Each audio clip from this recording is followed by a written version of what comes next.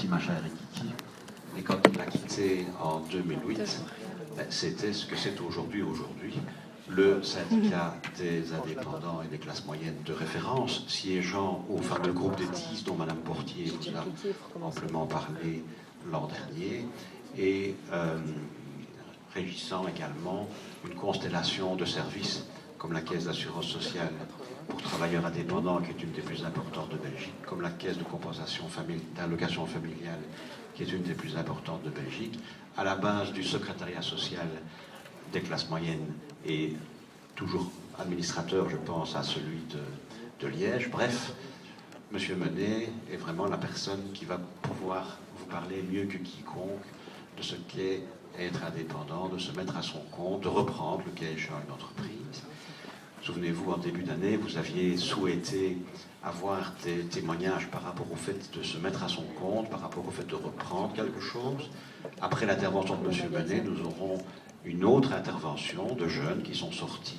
Enfin, un des deux associés est sorti ici de commerce extérieur l'an dernier et a créé son entreprise et qui est en train de bien décoller avec l'usage de différents outils qui permettent de booster la capacité de croissance avec la possibilité de s'endetter à des conditions intéressantes, que ce soit en termes de taux d'intérêt ou de garantie.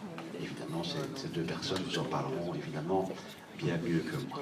Donc je vais dans un instant céder la parole à M. Menet, qui aujourd'hui, bien qu'ayant quitté la présidence de l'UCM nationale, reste encore fort impliqué dans différentes structures, et particulièrement la Sowalfin.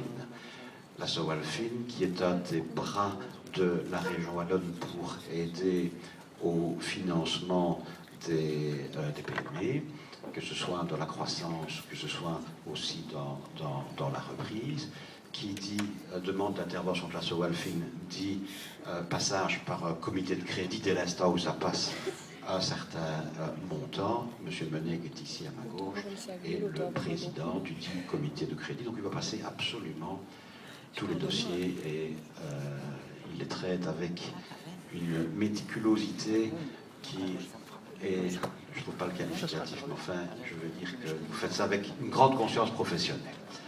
Voilà, donc je vais lui céder le micro pour qu'il essaye de vous faire un peu passer la fibre entrepreneuriale, parce que quand on sort des études, on a un peu un réflexe pavlovien de chercher du travail, alors qu'en fait on peut aussi être à la base de la création de son propre emploi en créant quelque chose ou en reprenant quelque chose qui existe déjà, et il vous parlera des différentes possibilités qui peuvent exister tant en termes de financement que de garantie. Il y a ici toute une kyrielle de documentation qui est disponible, et la dernière, c'est une des dernières créations du gouvernement fédéral, qui est le pré-coup de pouce, dont je vous ai déjà dit quelques mots lors d'une précédente intervention, qui est en fait un moyen de financer des proches en bénéficiant d'un singulier avantage fiscal, puisqu'on peut déduire une partie intéressante du montant qui est prêté à de ses proches pour l'aider à se lancer. Voilà, M. Menet, encore une fois, je vous remercie d'avoir bien voulu accepter de témoigner devant mes étudiants, et c'est avec le même plaisir que chaque année que je vous cède le micro. Merci beaucoup. Bonjour tout le monde. Je dois d'abord vous féliciter puisque vous arrivez au terme d'une excellente formation. Et une excellente formation, c'est peut-être la meilleure chose qu'on aurait pu vous donner pour débuter dans la deuxième partie, une partie importante de votre existence, qu'on appelle quelque chose de pratique, quelque chose où vous allez vous heurter aux réalités de l'entreprise, de chercher un emploi, de vous présenter, de faire connaître vos capacités, vos espoirs, vos aspirations, vos connaissances. Bref, vous allez entrer dans ce qu'on appelle la vie active, non pas pour dire qu'elle était inactive avant, mais c'est comme ça qu'on appelle la partie de la vie où on commence à travailler. Vous pouvez bien sûr louer vos compétences, votre dynamisme, vos capacités, votre intelligence à une entreprise, à ce que vous voulez. C'est un moyen classique de gagner sa vie. On disait avant que c'était un emploi stable, un emploi sûr. Malheureusement, stable, sûr, ça a évolué. je crois que peu d'entre vous passeront leur vie entière dans le même bureau, tout près dans la même fenêtre. Le changement est à frapper à notre porte. Il est là. Et si je peux vous donner un conseil, c'est d'aller au-devant du changement. Vous allez vivre une vie où, à l'âge que vous allez découvrir des mutations importantes qu'on n'a pas encore découvertes, mais qui voient le jour. Et il faudra vous y faire. Il faut aller vers le changement. C'est la première chose. Et aller vers le changement, c'est peut-être aussi se demander, bon, je suis compétent, je connais mon métier, j'ai du courage, j'ai de la volonté, je suis persévérant, après tout. Pourquoi est-ce que je n'exploiterai pas moi-même ce que j'ai fait? Ben, c'est ça, être indépendant. C'est ça, créer une entreprise. C'est prendre ses responsabilités, c'est d'abord essayer, si vous voulez, de faire vivre un projet. Et quand je parle d'un projet, il faut d'abord un projet, quelque chose qui vous met à la tête, quelque chose que vous aimez bien, ou qui vous semble possible, qui vous semble accessible. La deuxième chose, il faut beaucoup de courage. Il vous a fallu du courage pour faire vos études, pour persévérer. Je suppose que comme tout le monde, il y a des bons salaires qui viennent, et il a fallu quand même, disons, la volonté de continuer, et vous l'avez fait, donc c'est vraiment très bien. Et il faut des moyens financiers. Et c'est peut-être du côté des moyens financiers que la différence est grande par rapport à il y a quelques dizaines d'années. Moi qui vous parle, je ne me destinais pas du tout à être indépendant. J'ai fait des études de chimie et j'ai commencé ma carrière après la Deuxième Guerre mondiale dans le laboratoire de chimie de la société Cochrane. Donc j'avais un métier. À ce moment-là, on croyait que Cochrane était éternel.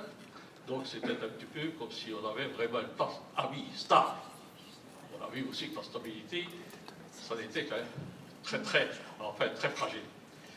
Et puis par mon mariage, j'ai marié la fille d'un indépendant. Et pendant plusieurs mois, il y a eu des discussions, parce que de faire travailler dans l'entreprise, ça ne m'intéressait pas, je voulais rester où j'étais. Et puis finalement, comme je n'avais pas de formation commerciale, j'ai postulé à General Motors à Anvers.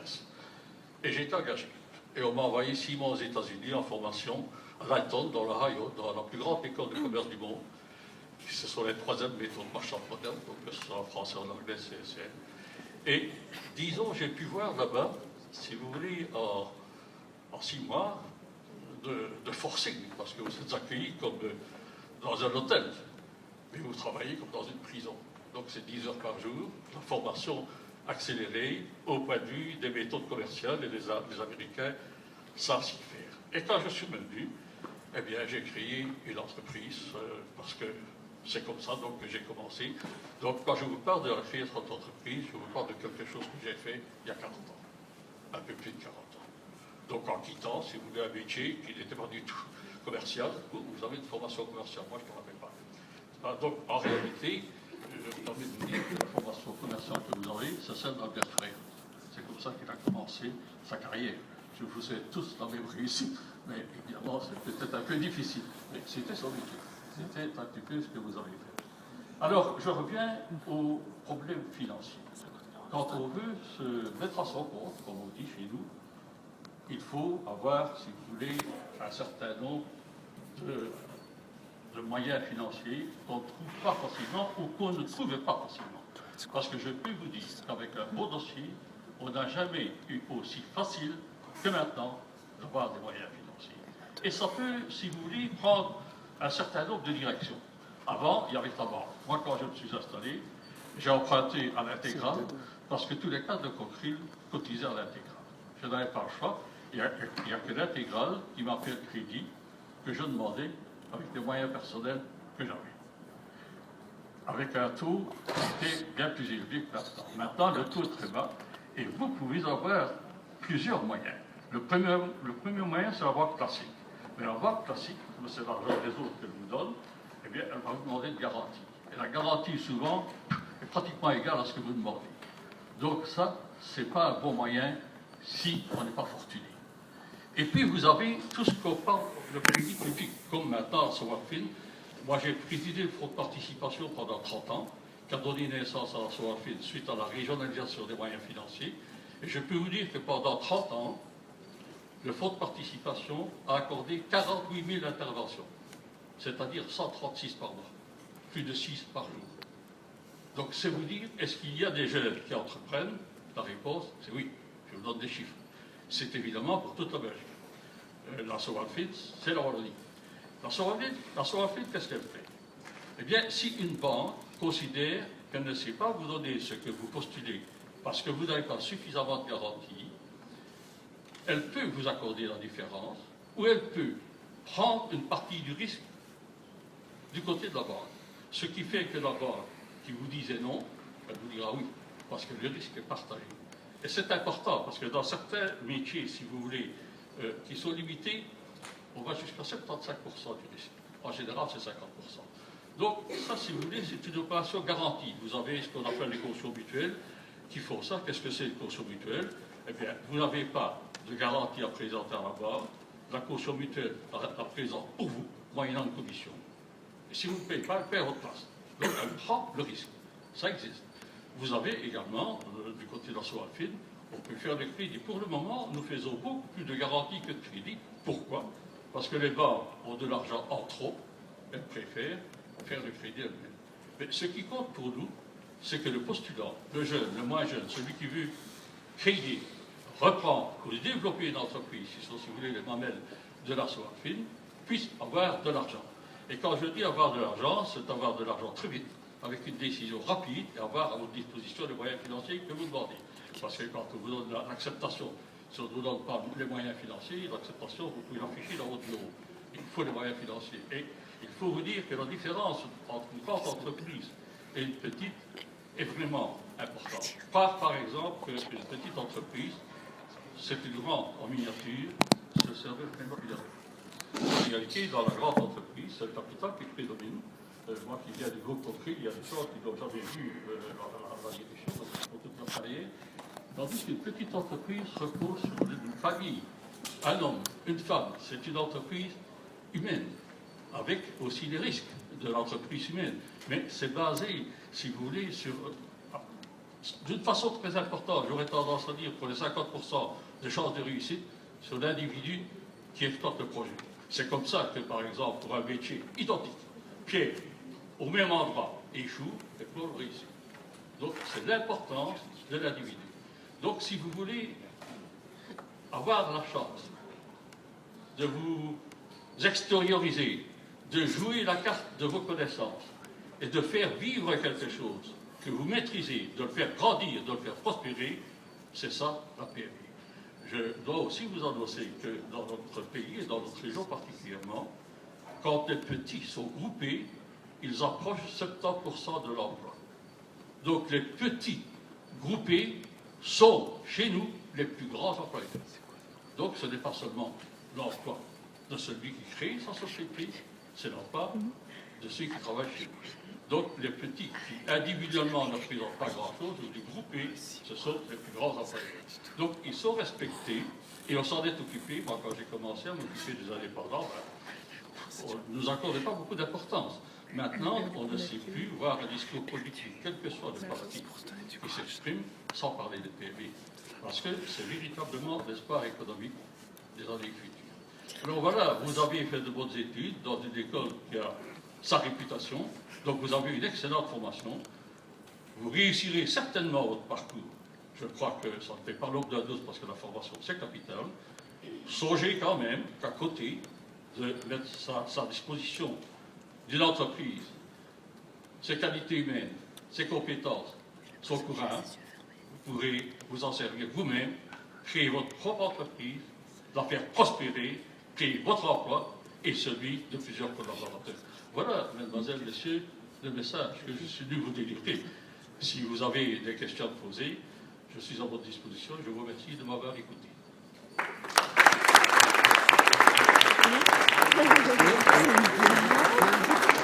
C'est une blague. Il a l'air d'aller au lit. Il faut souper. Oh la blague pourrie. Et tu déconnes, mais ma grand-mère, à 5 heures, elle va souper. S'il te plaît, tout ça pour ça. La première question est toujours plus difficile à poser, donc je vais la poser.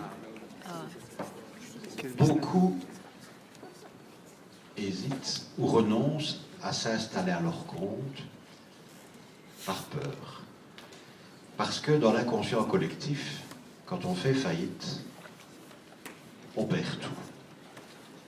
Et donc si on a peut-être une fibre entrepreneuriale, peut-être que sa moitié va freiner des cas de fer en disant, écoute, si ça se passe mal, on risque de nous saisir notre maison, de nous saisir nos meubles, pour payer les dettes qu'il y a là à gauche et à droite.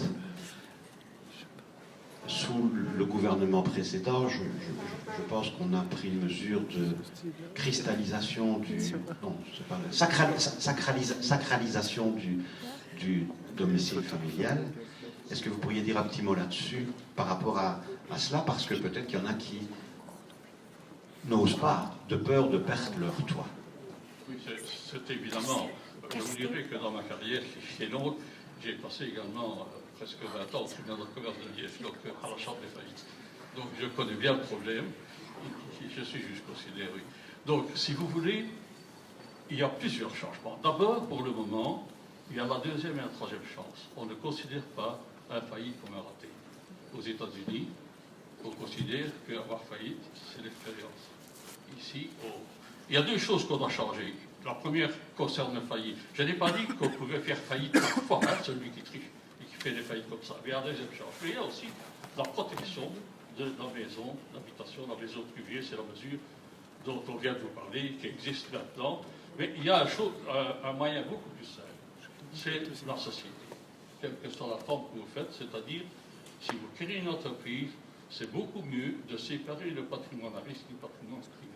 Moi, c'est le conseil que je donne. SPRL, on peut même faire la société unipersonnelle. C'est une revendication que nous avons défendue pendant des années, que maintenant, vous voyez déjà que notre société sont tout seuls. Ça signifie que vous risquez le capital à risque, mais que votre capital privé est à la risque. Donc, ce n'est pas seulement la maison, à ce moment-là, c'est ça qu'il faut faire. Donc, ce risque-là, à mon avis, peut être contourné très facilement. Je suis bien d'accord avec vous, Monsieur Menet, que le fait de faire une société permet de séparer le patrimoine privé et le patrimoine professionnel, mais quand la SPRL demande un crédit à la banque est très vite tentée, voire subordonne l'octroi du prêt au fait qu'on se porte caution personnelle. Et donc, si la société fait faillite, la banque se retourne sur l'indépendant qui est derrière la société pour qu'il paye à la place de la société qui est faillie. Et donc, la sacralisation de l'immeuble familial, elle reste quand même, malgré tout. Si vous avez fait l'acte notarié, votre maison est intouchable. Mais attention, c'est vrai que pendant des années, et c'était plus facile pour une grosse entreprise d'avoir un crédit de plusieurs millions de francs que pour une petite d'avoir un crédit de 100 000 francs. Et quand nous avons plaidé, notamment avec la région Wallonne, pour avoir les moyens financiers pour la Soalfin et pour pouvoir mettre à disposition l'argent, pas seulement l'acceptation, parce que pendant plusieurs années, nous avons financé certaines primes qui étaient accordées à des entreprises, mais qu'on ne délivrait pas. L'entreprise, quand elle a l'acceptation, elle ne sait rien faire avec. Donc, la Soalfin ne prendra pas en gage contre bien financier. La banque fait ça, et d'où l'intérêt. Si vous avez un jour besoin de moyens financiers, de ne pas vous contenter d'une offre. Vous savez, moi, je n'ai rien contre les banques. J'ai présidé la banque de crédit professionnel pendant des années, donc c'est un métier que j'ai exercé. Mais la banque vend de l'argent. Donc, quand vous avez besoin d'argent, il faut deux offres.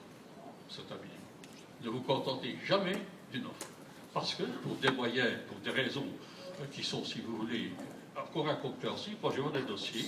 Il y a deux banques en compétition, et bien sûr, nous accordons le crédit aux deux si le dossier nous convient, ou à une si c'est le client qui choisit. Et ce ne sont pas toujours les mêmes conditions. Mais en tout cas, il faut éviter, évidemment, sur l'hypothèque son patrimoine privé, il faut bien vous dire, celui qui a pris la garantie est obligé d'exécuter la loi, ne lui permet pas, par exemple, de ne pas faire. Moi, j'ai été très souvent, plus souvent que je n'aurais souhaité en tout cas, parce que je ne vois pas beaucoup les demandeurs. Quelquefois, ce serait intéressant de les voir. Par exemple, je me souviens bien d'un cas, une vieille dame, je n'ai jamais oublié ça, elle était avec son fils, elle était venue, j'en ai vu le client, et son fils disait, maman, tracasse pas, tu peux mettre ta maison, je suis sûr de mon affaire, etc. Et là, c'est préoccupant, parce que même si c'est quelque chose, si vous voulez, au point de vue, on voudrait bien ne pas exécuter la maison si c'est ça qui tourne mal, celui qui a donné le crédit, qui a mis la maison en garantie, il est obligé, à loi oblige de l'exécuter. Donc il faut faire attention que donner son aval, par exemple, pour un crédit, ça veut dire s'engager avec quelqu'un. Si un de vos amis dit moi je vais faire ça, j'ai besoin d'argent, je vais. Par exemple, le coup de pouce c'est fait pour ça, pour les amis, pour la personne, parce que vous avez un avantage fiscal, c'est quelque chose à examiner. Ça c'est pour ça que j'apporte un peu de documentation. Mais soyez prudents. Hein, par exemple, si vous-même vous avez un jour, que ce soit pour n'importe quoi, pas seulement pour une entreprise, moi je suis toujours étonné de la différence qu'il peut y avoir à un certain moment entre une banque et une autre. Et ce n'est pas toujours la même, parce que vous diriez qu'à un moment donné, il y a une banque qui s'intéresse de faire du crédit privé, et c'est assez bizarre, parce que la SOALP nous avons essayé de nous intéresser à avoir des relations très suivies avec les banques. Alors on s'apercevait que telle banque ne passait plus beaucoup de dossiers, et puis quand on grattait, eh bien, celui qui s'en occupait avait été remplacé par un autre. Et lui, ça ne l'intéressait pas, ou ne le connaissait pas. Donc il faut faire attention. Si même vous avez l'habitude de travailler avec un banquier, je ne cite personne, je ne vise personne, il vous fait une offre, ne vous contentez jamais d'une offre. Il en faut moins deux. Si vous voyez que ça va être ça, c'est le bon. C'est la première chose qu'il faut faire. Parce que l'argent, maintenant, il est bon marché. Mais il faut quand même le rembourser. Donc, dans votre entreprise, voyez-vous, si vous entreprenez, c'est un peu comme le ménage, hein, les réalités économiques, elles ne trichent pas. Vous pouvez faire semblant de tricher, mais elles prendront le revanche. C'est-à-dire que dans une entreprise, il faut absolument que ce soit une société, que ce soit une société personnelle, qu'elle soit publique ou privée, il faut absolument que les recettes soient au moins équivalentes aux dépenses. Si possible, un peu supérieures, et c'est ça le profit. Si vous êtes en dessous, vous pouvez par exemple, pendant un an ou deux, dans un plan financier, être en dessous, avec la possibilité de rattraper. Mais si de façon constante, il y a un décalage, ça veut dire des ennuis. Et par exemple, on parlait de tribunal de commerce, en cas de. Maintenant, moi quand j'étais là, c'était officieux, maintenant c'est officiel, c'est la prévention des faillites. Si vous avez un retard à la VSS au pré professionnel, automatiquement, le tribunal de commerce va s'intéresser à votre dossier. Donc il faut traiter, si vous voulez, en dehors de votre métier, demander de l'argent, la façon de le rembourser, négocier, ça fait partie de ce qui est important dans la vie. Donc ça ne doit pas se faire, parce que bien souvent, on est excédé par un projet, on veut réussir, et c'est très bien, parce qu'il faut dans tous sens pour le réussir, mais il faut toujours faire ça avec la tête froide, en ayant réfléchi, parce que, comme nous dit ce qu'on voit à la télévision, emprunter de l'argent coûte aussi de l'argent. Jeune homme, Émeric, parle plus fort. Quelle est la contrepartie à apporter à la SOAFIN lorsque SOAFIN se porte garante Sur la question qu'il pose, vous l'avez entendu? Okay. Il n'y a pas de pourcentage, si vous voulez, fixé. Moi, je vous dirais que personnellement, j'aime toujours bien. Moi, je vois les dossiers, donc c'est Bruno, je préside un comité qui prend la décision. Hein. Moi, je ne négocie pas les choses, mais même pour vous, c'est mieux d'avoir une petite mise personnelle. Mais je n'ai pas dit 20%, 30%, 40%.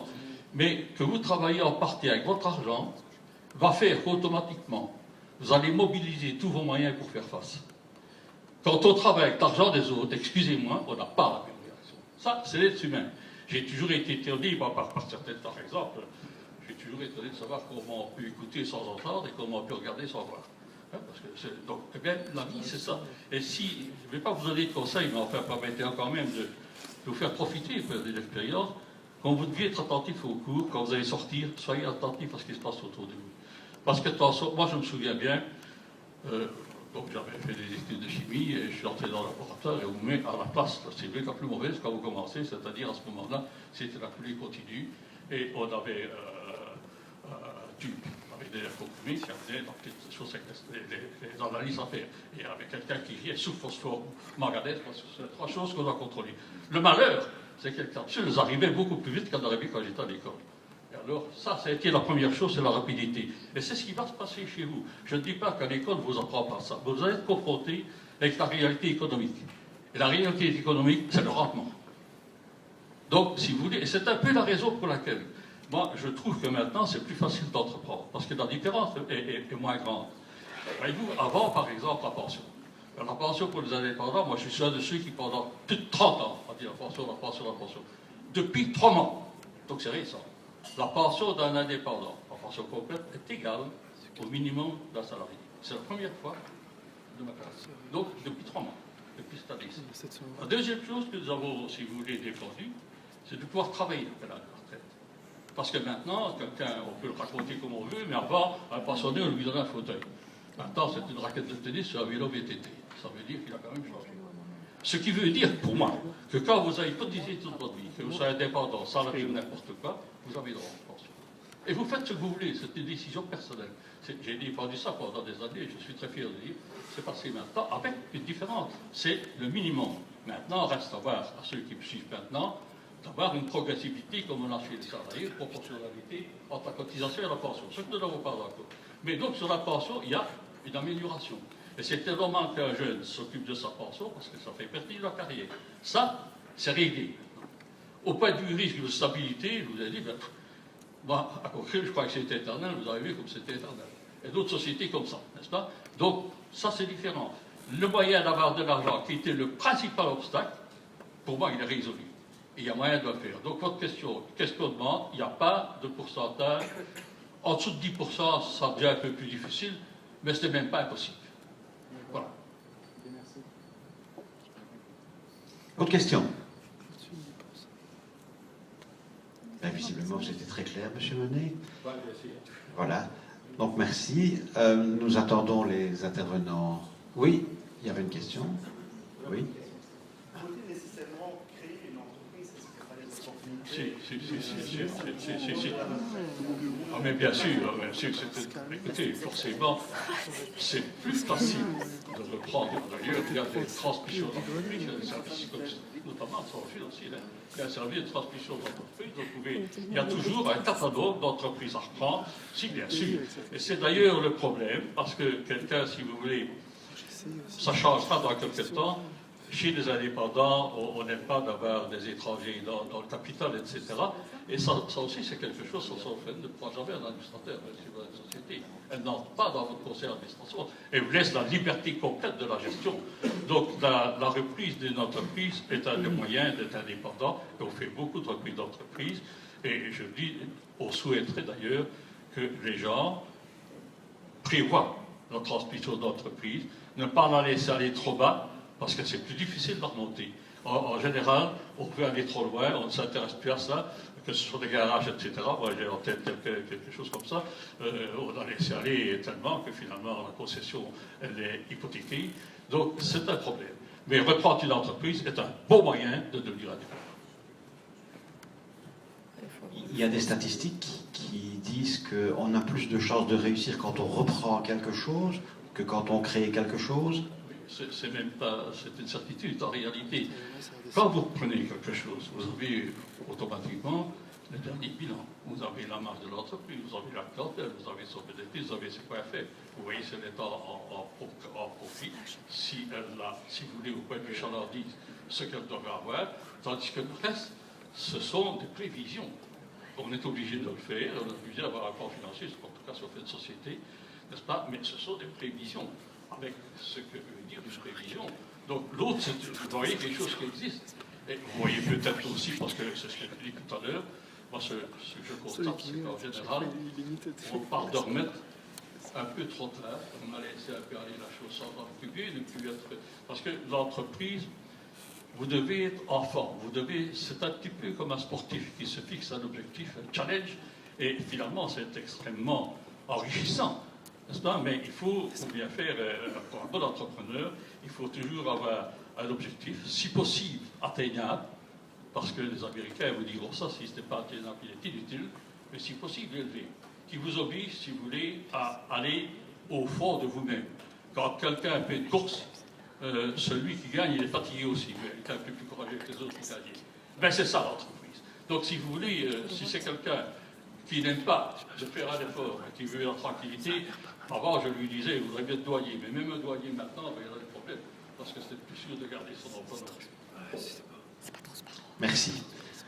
Nos intervenants suivants sont arrivés. Nous allons faire une brève pause. Il y aura aussi à arranger les PowerPoint et autres. Et il y a ici toute une série de documentation à votre disposition sur le crédit coup de pouce, l'assaut Alfine et bien d'autres choses. Voilà, Monsieur Menet, merci encore pour votre... Joyeux Noël et de très bonnes fêtes de fin d'année. Merci. Alléluia.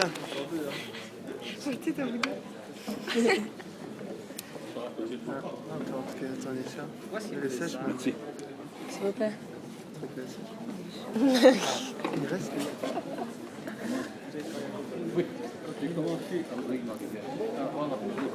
Chef, en fait, pour calculer mes foutus frais de douane sur le beurre de cacahuètes, j'avais pris 160 palettes. Sauf qu'on commande combien de putains de palettes? Il n'y a qu'un conteneur, donc c'est 30 foutues palettes de merde.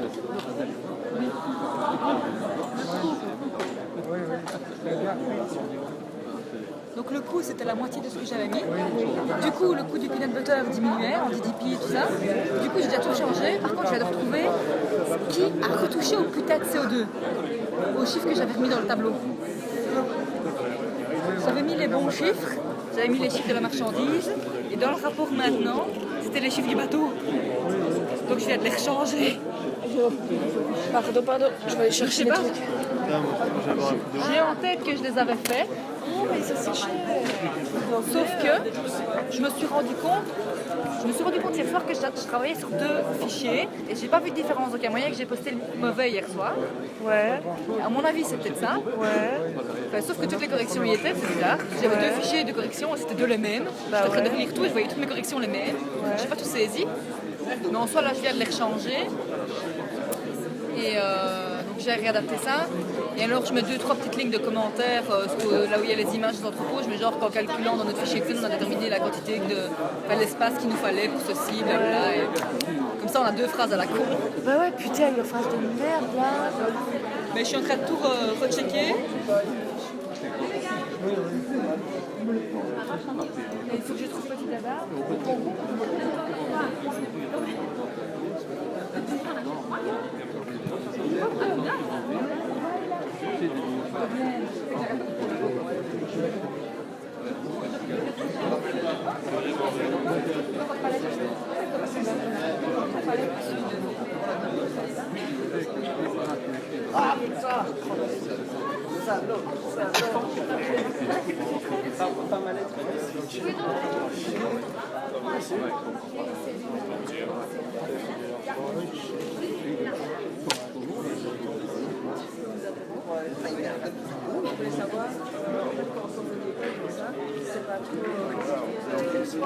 Voilà, c'est ça, on oublie déjà, merci.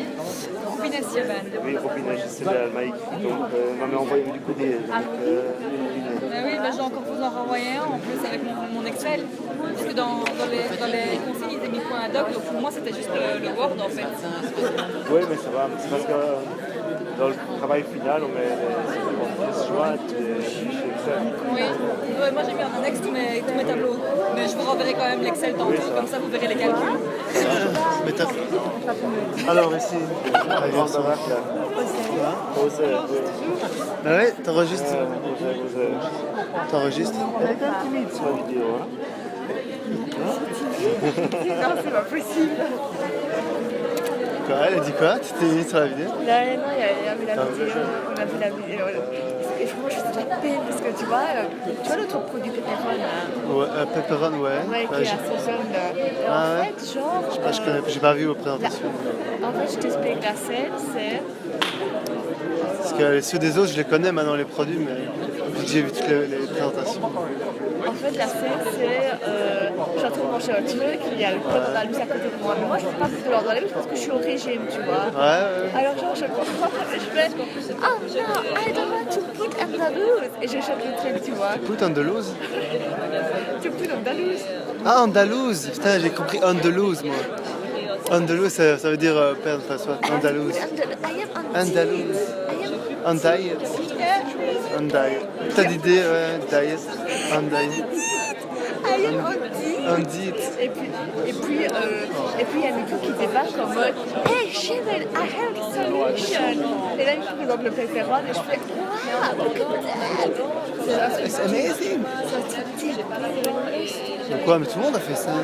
Vous aussi, ouais, vous avez fait. Bah nous, moi j'ai fait le truc où on parle normalement, tu vois, où on présente le business, mais les deux filles elles faisaient un jogging. Nous c'est un produit pour perdre du poids, tu vois. Ouais. Du coup elles faisaient un jogging et fait si tu veux perdre du poids, fais-le rapidement, ben voilà.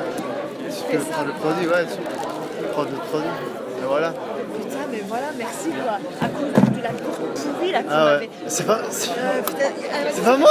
elle m'a dit que c'était toi. Non, mais jamais de la vie. Non, c'est elle qui a pris tes affaires. Moi, je savais même pas que tes affaires étaient là. Elle me dit super sympa, on reprend mes affaires, mais là. Moi, je savais même pas que t'étais là en fait. Je savais même pas que t'étais avec elle. Mais là, ils auraient pu rester où ils étaient quoi. Maintenant, il faut sortir de best-seller of the year. Oh yeah, I know what you mean.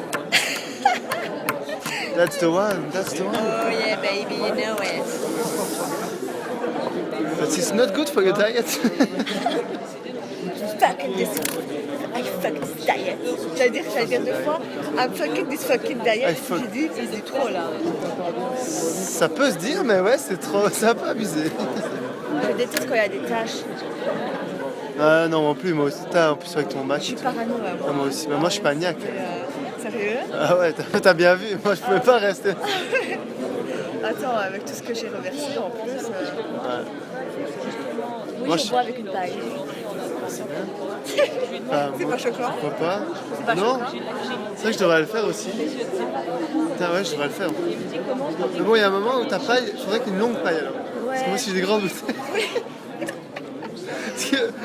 Ça rentre pas si tu vois. Je crois que je vais m'acheter. Mais je comprends. Je suis sûr qu'en Australie, ils ont des pots Après, je comprends de pas. longue paille. Ah, je pensais pas qu'elle était aussi attentive. C'est normal.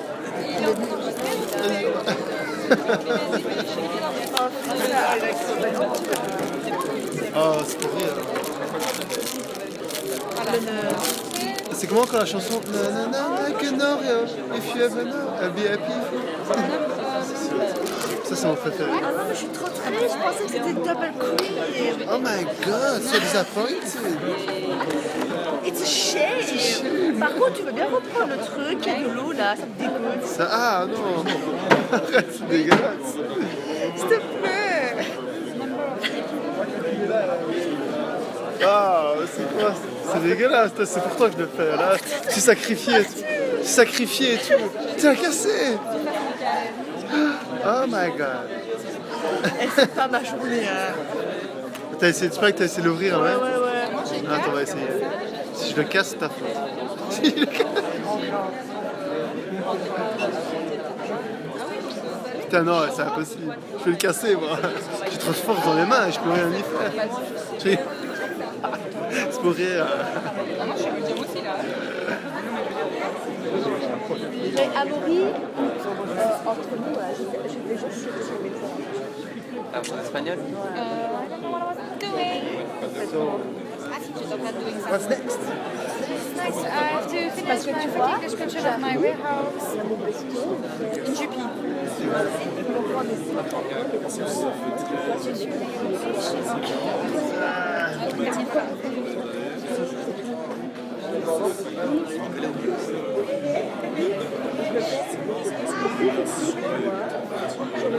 Une fois je fais des applications, une fois je connais pas, donc on va les mettre comme ça.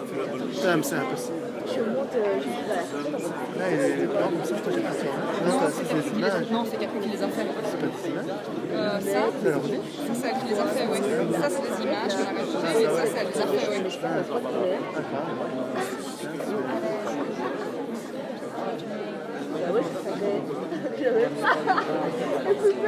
Alors, il parle de disait quoi, là? qu'il a fait des morts cinématiques dans ma tête, tu vois, en mode. Oui, parce que dans ton rapport, tu es obligé de mettre aux toilettes, une café. Ah, bien sûr, c'est une question légale d'abord, ça. Ah bah oui, c'est logique. Mais pas mal, endormi. Ouais, putain, j'ai plus de l'autre aux toilettes et j'ai pas le connecteur. Ouais. Comme ça, j'ai pas de connecteur d'orthographe en anglais, donc je ne sais même, il se ligne même plus bien en fait. Toilet. Maintenant, je vais aller. Correct, my dear. quand même. Et t'es un peu... Je savais que j'en doutais. Ouais. Ouais, mais mec, en En fait, c'est le truc, parce que comme j'ai pas le lecteur dans les langues sur ma tablette, quand j'écris un truc sur ma Ah oui, tablette, mais oui, ça sur ma tablette, il n'y a me pas. Ouais, sur ton... disait- Sur ma tablette, c'est... Sur Paris. Je sais pas. Bien, Sur ma nous tablette. allons démarrer la deuxième partie Moi, je vais manger comme ça. du séminaire du jour et nous recevons aujourd'hui Et il parle de deux jeunes trucs d'un de pour votre son business ou quoi, je sais pas. génération. Pour un des deux, c'est loin d'être rendez-vous en terre. C'est loin d'être rendez-vous en terre inconnue puisque il est sorti l'an dernier et certains d'entre vous le connaissent très bien.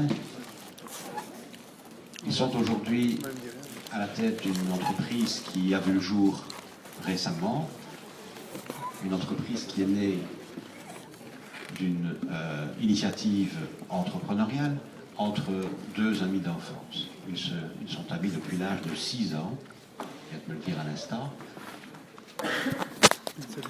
Et ils ont fait un choix qui est un choix encore atypique, de créer leur propre entreprise. J'essaie d'introduire sans trop dévoiler, mais ce n'est pas évident. Je vais leur céder la parole dans un instant et je les remercie vraiment d'avoir accepté d'être parmi nous aujourd'hui. Je ne vous cache pas qu'il y avait un acte notarié d'augmentation de capital qui était à l'agenda aujourd'hui, début d'après-midi. Un heureux hasard de circonstances a fait que ça a pu être déplacé à la semaine prochaine, ce qui a grandement facilité le fait qu'il soit parmi nous aujourd'hui pour vous livrer un témoignage que je sais d'ores et déjà qu'il sera marquant et interpellant. Voilà, nous terminons le séminaire ici avec une belle cerise sur le gâteau, avec deux jeunes, dont un qui est sorti d'ici l'an dernier du bac en commerce extérieur. Voilà, merci en tout cas de votre disponibilité et du temps que vous avez bien accepté de consacrer ici aux étudiants terminale. Merci encore. Merci à vous, Monsieur Damry. Bonjour à tous. Alors voilà, moi, il n'y a pas de surprise, je suis ici pour vous présenter Go for Paddle. Donc on va rentrer dans les détails après, mais grosso modo, Go for Paddle, c'est une entreprise qui est incubée au Venture Lab. Je ne sais pas s'il y en a parmi vous qui connaissent le Venture Lab, qui en ont déjà entendu parler, ou s'il y a peut-être même des projets ici qui sont incubés au Venture Lab, que je ne connaisse pas. Voilà, apparemment, il n'y a pas de projet encore, mais j'espère qu'il y en aura.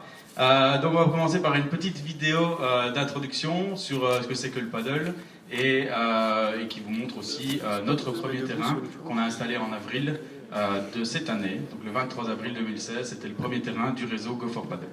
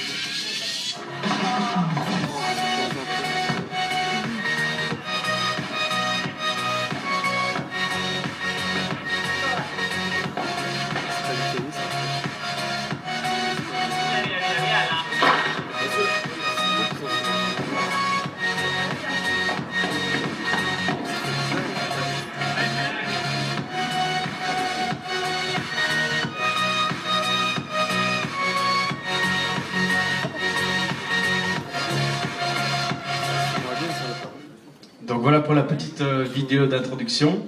Alors le sujet d'aujourd'hui, ça va vraiment être de l'idée au projet. Donc l'idée qu'on a eue ensemble avec Boris en septembre 2015, donc il y a tout juste un an, jusqu'au projet maintenant, et c'est même pas encore un projet abouti, mais en tout cas déjà un bel avancement.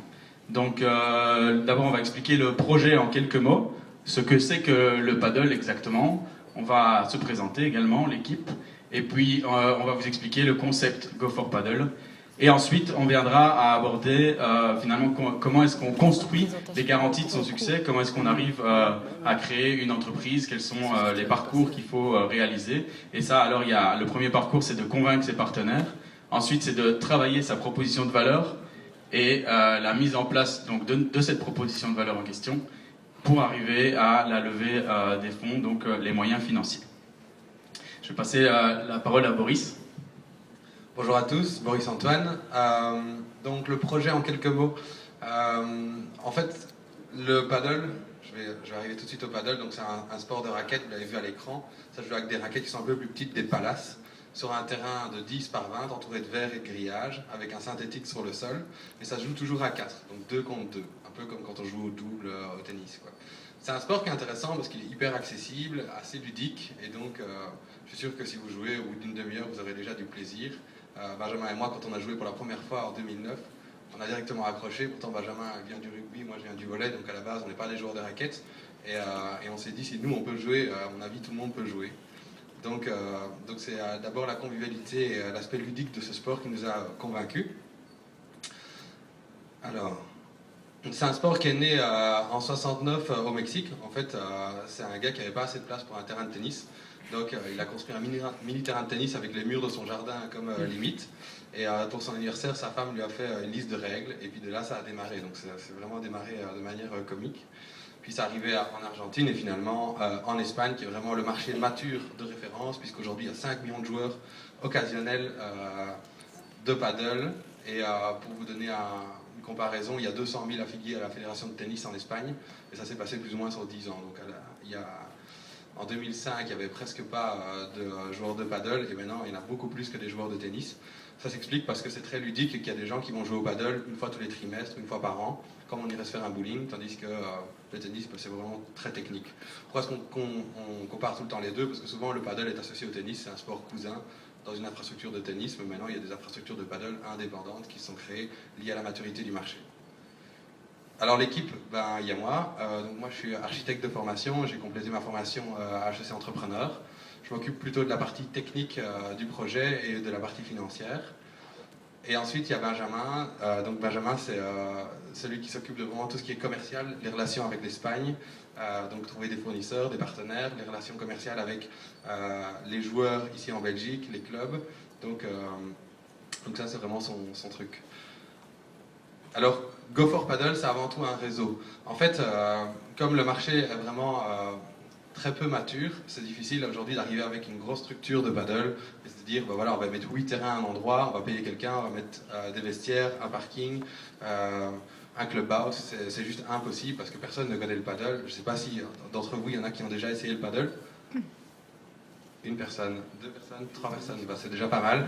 Donc en fait c'est assez nouveau et même ici à Liège, ça fait 2 ans qu'on peut jouer, mais avant ça il n'y avait vraiment rien. Et donc on s'est dit, la clé c'est vraiment de s'associer à des structures existantes, donc des clubs de tennis qui ont déjà toutes ces structures, où je disais le parking, le clubhouse, et donc de mettre quelques terrains dans ces structures existantes de manière à créer un réseau qui fonctionne ensemble pour que le jour où il y a un tournoi, où il y a une grosse manifestation, on puisse aller d'un club à l'autre pour faire une rencontre par exemple à Sprimont, une rencontre à Liège, une rencontre à Neupré. C'est l'idée de réseau qui nous intéresse. Et puis aussi le réseau ça permet de faire des économies d'échelle et d'engager quelqu'un qui fait de la communication, d'être plus cohérent sur le marketing qu'un petit terrain qui serait perdu dans le fond d'un club de tennis. Donc l'idée c'est vraiment d'atteindre du volume par le réseau, dans un premier temps.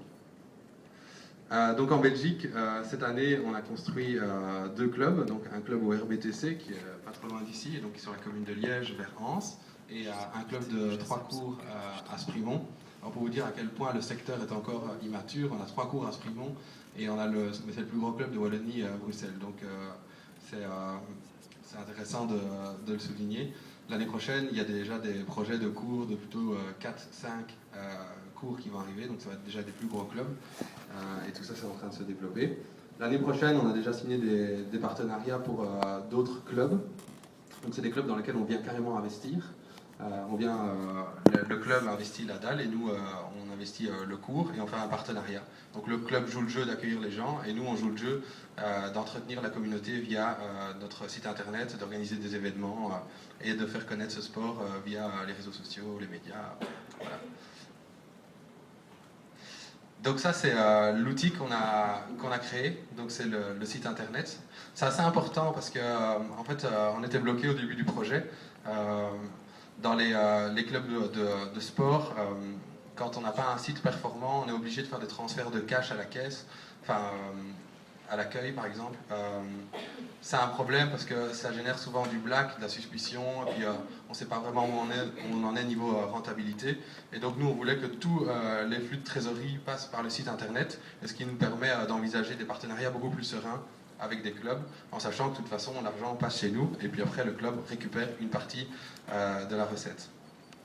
Sur ce site internet, on a aussi développé toutes sortes d'outils qui vont permettre aux joueurs de se constituer en communauté. Donc il y a la possibilité d'inviter évidemment deux autres joueurs.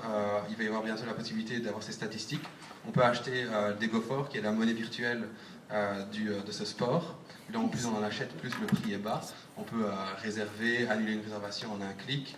On peut rembourser les autres joueurs. Donc c'est assez chouette. On peut s'inscrire à des tournois, à des événements, des stages. Donc voilà, on va continuer à développer ce site pour que ça devienne vraiment un support, un liant pour toute cette communauté. Donc voilà une petite image de la communauté.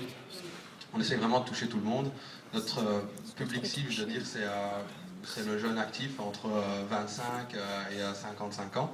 Ceci dit, on a aussi des seniors qui viennent jouer et qui apprécient le fait que ce soit un sport un peu moins violent que le tennis et dans lequel ils ont encore une bonne marge de progression. On a aussi beaucoup de femmes qui jouent. Par exemple, en Espagne, 40% des joueurs, ce sont des joueuses. Donc ça, c'est super chouette. Comme c'est un sport un petit peu moins brutal, un peu moins physique et plus stratégique, il y a vraiment beaucoup d'engouement chez les femmes.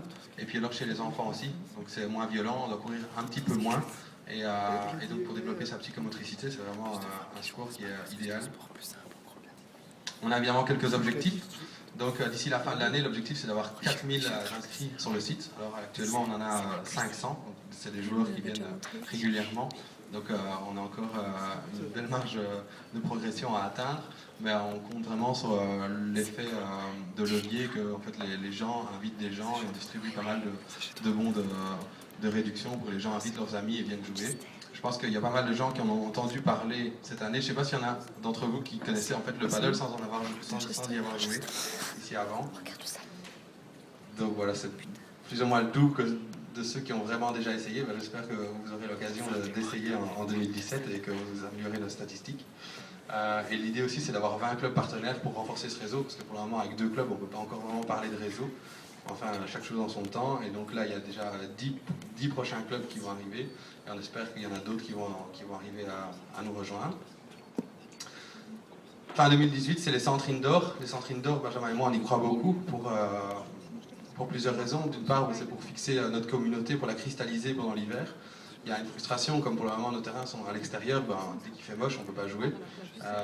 Pour des entreprises qui veulent jouer régulièrement, ou même quelqu'un qui veut vraiment prendre du niveau, c'est intéressant de pouvoir jouer toute l'année, au même titre que le tennis, quand tu peux jouer en intérieur pendant l'hiver. Donc ça, on va développer ça. On est pour le moment en train de regarder plusieurs terrains. Pour ça, on va créer une seconde entreprise qui sera une entreprise immobilière qui va supporter le coût de l'infrastructure et ce sera GoFor Paddle qui l'exploitera. Et enfin la franchise, donc ça aussi c'est un bon outil pour s'agrandir facilement. Donc en gros ce sont des partenaires qui eux investissent et nous on leur donne notre branding, notre système de réservation et nos partenaires parce que finalement on a aussi des partenariats clés avec des constructeurs de terrain, des distributeurs de matériel sportif. Donc tout ça, ils ne doivent pas refaire ces démarches et ils peuvent utiliser tout notre réseau et nos relations. Et puis en échange, évidemment, on prend un pourcentage du chiffre d'affaires comme toute franchise. Voilà, je passe la parole à Benjamin. Voilà, finalement la question qui vient sans doute, c'est comment est-ce qu'on a réussi à l'heure actuelle à construire ce réseau avec 2 clubs actuellement et potentiellement encore 5 nouveaux clubs pour l'année prochaine. Et bien, c'est ce que je vais aborder maintenant. Donc, il faut savoir que tout d'abord, quand on commence, on n'a pas grand-chose, on ne sait pas par où commencer. Nous, on a découvert le paddle en 2009 en Espagne, à Madrid. On a directement accroché, comme Boris a dit. Et puis en 2012, on a eu le premier projet de faire une salle indoor. Mais à ce moment-là, le marché n'était pas du tout mature.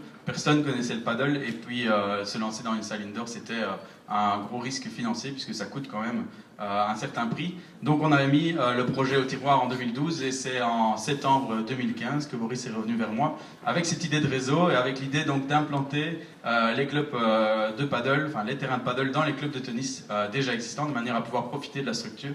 Et donc c'est là qu'on a commencé à tout d'abord convaincre. Donc il a fallu convaincre tous les partenaires qu'on a actuellement. Il y a évidemment les clubs. Donc il a fallu les convaincre que le paddle c'était un bon sport, que c'était intéressant pour eux de se diversifier en termes d'offres et ne pas se limiter au tennis. Et puis les convaincre aussi qu'on allait gérer toute la partie organisation d'événements, qu'on allait s'occuper des flux financiers, etc. comme Boris l'a expliqué. Et les deuxièmes à convaincre, c'était les informaticiens, parce que ni Boris ni moi n'avons les compétences en informatique pour élaborer la plateforme. On avait les idées mais peut-être pas les compétences. Et donc après avoir dit au club, voilà, est-ce que vous êtes intéressés, on est allé voir les informaticiens. Ensuite, construire la proposition de valeur. Et donc là, c'était vraiment donc construire le concept, etc. Et puis la mise en place de cette proposition de valeur, ça c'est ce que j'ai eu la chance de faire pendant mon stage, puisque l'année passée j'ai fait mon stage chez Go for Paddle, donc c'était une belle opportunité, la possibilité d'avancer plus rapidement qu'avant. Et les moyens financiers viennent après, finalement. Une fois qu'on a construit les bases, on peut aller chercher les personnes qui vont financer votre projet et qui croient en vous. Donc, convaincre ses partenaires, on s'est rendu compte que les clubs étaient basés sur 3 problématiques avec le paddle. La première, c'était la gestion d'un nouveau sport. Ils ne connaissaient pas le paddle, ils ne savaient pas comment l'aborder, ils ne savaient pas comment y jouer non plus. Donc, il a fallu répondre à cette problématique. La deuxième problématique, c'était finalement la gestion d'un chantier. Beaucoup de ces clubs sont des ASBL ou des sociétés SPRL, etc., mais qui n'ont pas toujours les compétences techniques, en tout cas, pour réaliser un chantier de construction. Et alors, on sait bien que les clubs, les ASBL tirent un peu le diable par la queue, donc ils ont des fois des problèmes de trésorerie. Donc en fait, donc dans notre business model, on va répondre à ces 3 solutions. La première solution, elle est répondue par la plateforme web qui permet une transparence, qui permet l'organisation d'événements, qui permet la réservation des terrains de paddle, qui permet aussi l'organisation de tournois, etc., le challenge entre les joueurs. La deuxième problématique, elle est répondue par le fabricant espagnol qu'on a été chercher et par les compétences évidemment de Boris en architecture. Et alors la troisième solution, c'est le financement. Donc on propose une solution de financement aux clubs qui ne savent pas forcément financer un terrain. Et donc je vais y arriver, comment est-ce qu'on a réussi à trouver et à élaborer ces 3 solutions. Donc la première, c'était de réfléchir à une proposition de valeur. Vous voyez que j'ai mis des dates à côté, ça vous donnera un peu une idée de où on en est. On est bien sûr ici en octobre 2015, pas 2016. Donc on a d'abord commencé la réflexion sur le projet qu'on voulait avoir, c'est-à-dire est-ce qu'on veut implanter finalement, est-ce qu'on veut être indépendant du tennis, est-ce qu'on veut s'implanter dans des structures tennis de manière à profiter du réservoir de joueurs, etc. Finalement c'est cette solution-là qui a été décidée, donc au début de s'implanter dans les clubs de tennis. Ça c'était donc en octobre, donc réflexion sur le concept, le business model, donc répondre à ces 3 problématiques. Ensuite, il y a eu en novembre le fait d'aller voir les clubs, d'abord de les choisir, puisque tous les clubs ne sont pas forcément bons pour accueillir du paddle. Nous, on avait 3 critères. Donc le premier critère, c'était le fait qu'ils aient un centre indoor, de manière à être ouvert toute l'année, puisque le paddle se joue en fait plus longtemps que le tennis, donc un peu après et un peu avant. Donc on a choisi, ensuite on a dû les convaincre, donc on est allé, sans avoir de plateforme à ce moment-là, on est un peu allé à l'aventure, on a été trouver les clubs et on leur a proposé d'installer du paddle chez eux. À ce moment-là, on n'avait pas encore de fabricant non plus. Et on a essayé d'avoir des promesses de partenariat de leur part, promesses de partenariat qui étaient importantes pour pouvoir convaincre nos informaticiens que le projet tenait la route et qu'ils voulaient bien s'engager pour, donc au début, travailler sans être rémunérés, en tout cas au début, puisqu'on n'avait pas encore les moyens. Donc ça, c'était donc les convaincre et ensuite brainstormer sur comment faire la plateforme la plus intuitive, la plus multimodale, c'est-à-dire qu'il peut être utilisé sur un smartphone, une tablette ou un ordinateur. Et donc ça, c'était en décembre 2015. Ensuite, il y a la mise en place de notre proposition de valeur. Et donc là, c'était en janvier, donc c'est le début de mon stage. Et donc cette mise en place, elle a commencé par trouver un fabricant espagnol, donc un premier voyage en Espagne, pour trouver le fabricant qui était du meilleur rapport qualité-prix, qui était fiable, qui avait aussi les compétences techniques, qui n'était pas non plus un sous-traitant, parce qu'on voit beaucoup de choses dans les fabricants de paddle, donc il fallait qu'on puisse voir la fabrique, etc. Et ça, c'était important pour nous. Ensuite, c'était passer à l'étape supérieure avec les clubs, c'est-à-dire signer avec eux, et donc être sûr qu'on puisse commencer avec eux, en tout cas pour la saison 2016. Et la troisième étape, qui a été en mars, c'était de créer le site web. Il faut savoir que le site web a été créé assez rapidement, puisque le premier terrain a été installé le 23 avril 2016, c'était l'inauguration, et le site a été terminé la nuit du 22 au 23. Donc pour la petite anecdote, et c'était un site qui fonctionnait, et depuis il a eu des mises à jour, etc. Donc il va encore être amélioré, mais actuellement toutes les mises à jour qu'on a mis en place sont effectives. Et la première, c'était évidemment la réservation qui était la plus importante. Une fois qu'on avait élaboré tout ça, il a fallu quelque part aller chercher les moyens financiers pour financer les premiers terrains de paddle qu'on allait avoir, parce qu'avec les clubs, on s'était engagé à financer les terrains de paddle. Donc on a d'abord été chercher les banques. Et les banques, elles nous ont dit, elles demandent deux conditions. La première, c'est quelque part, soit d'avoir déjà une boîte qui tourne et qui rapporte de l'argent. Alors là, évidemment, elles veulent bien vous prêter de l'argent, parce qu'elles savent qu'elles ne prennent pas trop de risques en échange. Ça, c'est une condition. Ou alors, une autre condition, c'est d'avoir déjà une expérience dans l'entrepreneuriat, d'avoir été gérant d'une société, ou en tout cas, d'avoir déjà un background, ce que ni Boris ni moi n'avions à l'époque.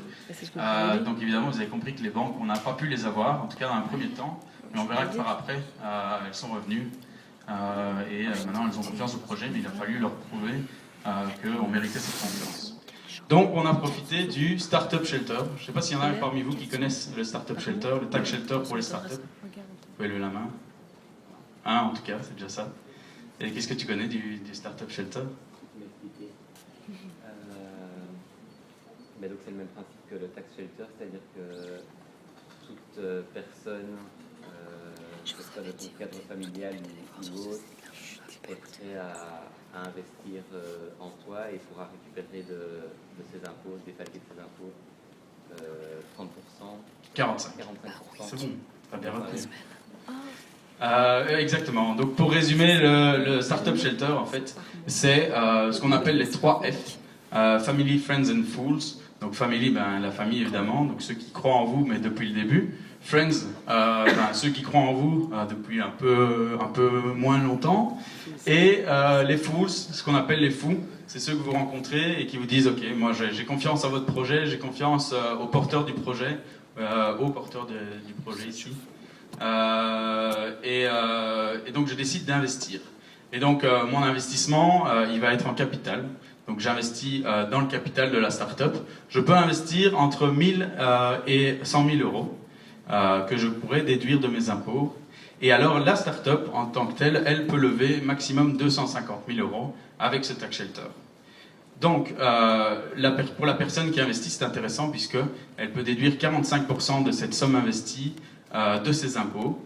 Donc, c'est-à-dire une personne par exemple qui investit 1000 euros pourra déduire 450 euros de ses impôts. Et le risque finalement d'investir dans une start-up, il y a toujours un risque, surtout dans une start-up, le risque ne porte plus que sur 55%, donc 550 euros, ce qui devient beaucoup plus intéressant. Et donc les gens osent prendre le risque d'investir dans les start-up, c'est qu'avant ils n'auraient pas forcément fait, puisqu'ils se disent, voilà, on sait qu'il n'y a qu'un tiers des start-up qui réussissent après les 3 premières années.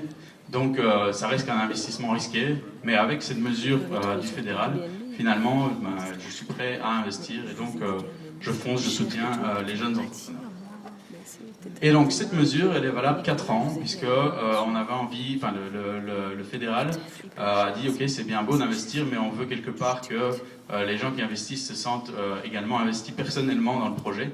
Et donc on va demander 4 ans, parce que 4 ans c'est la bonne durée pour qu'on sache, on s'informe un peu de l'évolution de la start-up. Ce n'est pas juste un investissement d'1 an, et puis l'année prochaine j'investirai dans une autre start-up, puisque fiscalement parlant c'est intéressant. Non, ici l'argent reste entre guillemets bloqué 4 ans, Et donc il y a réellement un suivi de la part des investisseurs envers la start-up. Donc nous, notre cas à nous, il est divisé en 2 augmentations de capital. Une première qui était en juin, où on a levé 123 500 €, et une deuxième qui est donc la semaine prochaine, qui a été reportée, qui devait être aujourd'hui. Et donc là, on a levé 126 500. Alors pour la petite anecdote, on a même eu des investisseurs qui sont venus après nous demander s'ils pouvaient encore investir, mais si vous faites la somme de 123 500 plus 126 500, ça fait 250 000. Donc on avait levé tout ce qu'on pouvait pour le Startup Shelter, et donc on ne savait pas leur proposer les avantages des 45% du Startup Shelter. Et donc tous ces investisseurs, ça forme donc 40 actionnaires. Et ces 40 actionnaires, c'est intéressant vraiment d'avoir 40 actionnaires. Pourquoi ? Premièrement parce que ça reste les premiers ambassadeurs du projet, ceux qui croient en vous. Et donc qui vont, ça fait 40 familles qui en parlent autour d'eux. Et le bouche à oreille, on sait que ça fonctionne très bien. Et puis ensuite, c'est 40 personnes qui ont des horizons totalement différents, des conseils différents. Et donc dans les assemblées générales, c'est toujours très intéressant d'avoir l'avis de tout le monde. Et aussi, surtout, la vie de personnes plus âgées, plus éclairées des fois. Donc voilà. Alors la conclusion, c'est donc ce qui est très important, c'est l'ordre du choix pour convaincre. Donc comme vous avez vu, avant d'arriver à une solution financière, on a d'abord vraiment travaillé sur ce qu'était Go for Paddle et ce à quoi on voulait vraiment arriver. Donc il y avait d'abord l'accès au marché, avec le fait d'aller voir les investisseurs, les clubs, et aller voir les informaticiens. Puis ensuite, il y a la mise en place de la proposition de valeur. Donc là, c'est la démarche auprès du fabricant et la démarche et démarrer le site internet. Et ensuite, aller chercher les investisseurs. Donc c'est un ordre qui peut paraître pas forcément la suite logique des choses. C'est que quand moi j'étais à Sainte-Marie l'année passée, et c'est l'idée qu'on en avait, on se dit toujours qu'il faut lever des fonds peut-être avant d'aller plus loin, mais finalement il faut être sûr d'avoir une idée qui tient la route et un projet qui a du sens. Donc les moyens financiers ne sont pas toujours la première étape d'un projet entrepreneurial. Alors j'en profite aussi pour peut-être toucher un petit mot à propos du Venture Lab, puisque je ne sais pas s'il y en a qui connaissent, tout à l'heure il y en a en tout cas pas qui ont levé le bras. Donc le Venture Lab, c'est en fait une structure qui est mise en place par l'Université de Liège et qui aide tous les jeunes qui ont une idée. Donc je vous encourage fortement, si vous avez un jour une idée, ne fût-ce que même un projet, il n'y a pas d'idée, il n'y a pas de bête idée comme on dit. Et là-bas, ils sont là pour vous encadrer, il y a des coachs, il y a un espace de coworking, vous avez 6 mois gratuits pour tester votre idée. Et quelque part, si votre idée ne fonctionne pas, c'est pas grave, vous n'aurez pas perdu d'argent puisque vous aurez en tout cas profité d'un coaching, vous aurez pu agrandir votre réseau, etc. Et donc si les coachs sont aussi responsables de dire voilà, votre idée n'est pas la meilleure, donc ce serait peut-être bien de soit de la travailler encore un peu ou de revenir avec une autre idée. Et si l'idée marche, ils sont aussi là pour vous soutenir. Donc voilà, je tiens à faire passer le mot du Venture Lab, puisque c'est grâce à eux que nous, on a réussi à arriver là où on en est maintenant. Et je vous remercie pour votre écoute. Et alors, peut-être le petit mot de la fin. On tenait en tout cas à offrir aux personnes ici qui étaient intéressées des heures de jeu sur le paddle. Alors pour ce faire, il n'y a rien de plus simple, il suffit de s'inscrire sur la plateforme www.goforpaddle.be, donc goforpaddle avec un 4, et d'envoyer un message à info@goforpaddle.be, et nous on vous donnera un coupon promo et vous pourrez aller tester 1 heure de paddle avec vos amis. Donc vous êtes les bienvenus s'il y en a que ça intéresse. Donc comme on l'a dit, on a actuellement 2 clubs, un au Royal Baudouin Tennis Club qui est à 5 minutes du centre-ville de Liège, et l'autre à Tenissimo, à Sprumont, où il y a 3 terrains. Donc s'il y en a qui veulent tester, ils sont les bienvenus. Et s'il y en a qui veulent une initiation, ils peuvent faire appel à nous également. Voilà, merci beaucoup.